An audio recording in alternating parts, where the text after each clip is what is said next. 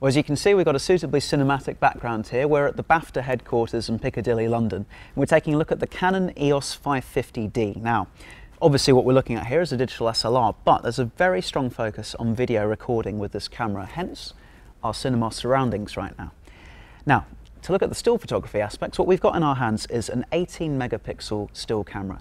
Now, the EOS 550D really runs closely in competition with Canon's slightly higher spec 7D, and it outpaces the 500D, which is 15 megapixels.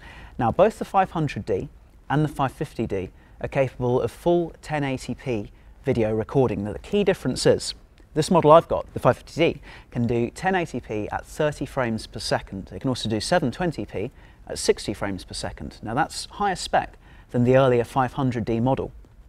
Now, what you're looking at here is a camera which it runs very close to the top end of the consumer digital SLR market, as well as the 18 megapixel resolution, which will let you take great big prints. You can blow things up to poster size. You've also got some very interesting metering and bracketing options. For example, you can change the exposure settings to plus or minus five measurements. Now, that's quite unusual for a consumer entry-level camera, but the 550D is actually priced into that sort of category. We're looking at a camera which, for the body only, is £799. Throw in the 18 to 55mm IS lens kit, you're looking at £899 for a launch price. This will be available before the end of February.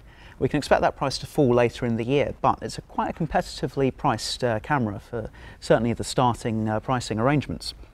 Now, what you've got on this, for example, to help you take easy movies, there's a dedicated video recording button.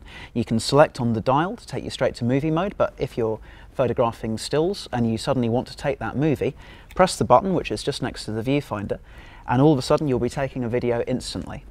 Now, it's got a viewfinder with a 95% range, so it crops it ever so slightly. That'll put it in a different category to the 7D, which has a 100% viewfinder crop. Now, looking at the back of the camera, what you'll find is a 3-inch LCD screen. Now, the format is a 3:2 ratio. This makes for a large, bright screen. It's very easy to cycle through the menu system, and better yet, it's great for viewing your movies on as well as viewing your still photos on afterwards.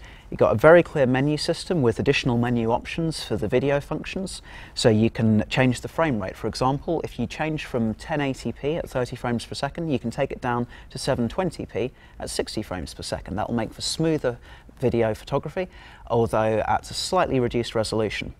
Now, this camera is going to be available before the end of February. As I say again, the prices are £799. That's for the body kit alone. If you want the 18 to 55mm lens kit, which is an image stabilizing lens kit, the price goes up to £899. Now, keep checking on at which.co.uk, where you can find full reviews of digital SLRs as well as digital compact cameras.